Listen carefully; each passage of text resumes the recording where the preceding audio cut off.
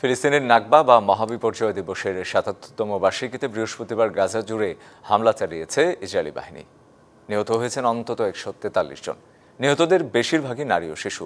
হামলার জেরে গাজার জাবালিয়া ও খান ইউনিসের ৩টি হাসপাতালের কার্যক্রম সাময়িক বন্ধ হয়ে যাওয়ার কথাও জানিয়েছে উপত্যকাটির স্বাস্থ্য মন্ত্রণালয়। আরেকটি রক্তাক্ত দিন দেখল গাজাবাসী। ৭ দশক আগে যেই লড়াই শুরু হয়েছিল নিজেদের অস্তিত্ব ধরে রাখার, সেই যুদ্ধ এখনও চালিয়ে যাচ্ছেন ফিলিস্তিনিরা।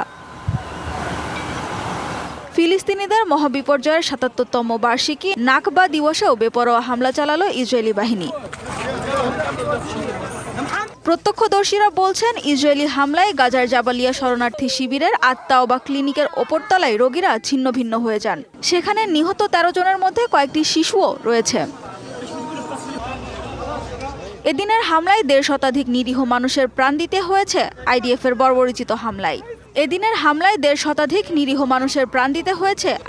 বর্বরোচিত হামলায়। এতে করে অবরুদ্ধ এই উপত্যকাটিতে নিহতের মোট সংখ্যা ছাড়িয়েছে ৫৩,০০০।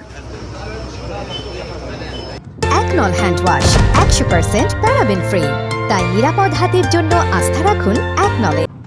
বৃহস্পতিবারের হামলায় গাজার জাবালিয়ায় আল আওদা হাসপাতাল, খান ইউনিসের ইন্দোনেশিয়ান হাসপাতাল এবং ইউরোপিয়ান হাসপাতালের কার্যক্রম সাময়িক বন্ধ হয়ে যাওয়ার কথা জানিয়েছে গাজার স্বাস্থ্য মন্ত্রণালয়। ফিলিস্তিনি ভূখণ্ডে আজও চলছে বহু বছর আগে শুরু হওয়া ইসরায়েলি জুলুম, বর্বরতা ও দখলদারিত্ব। পরিসংখ্যান বলছে ৩৬০ বর্গ কিলোমিটারের উপত্যকার প্রায় ৩৫% এখন ইসরায়েলের দখলে।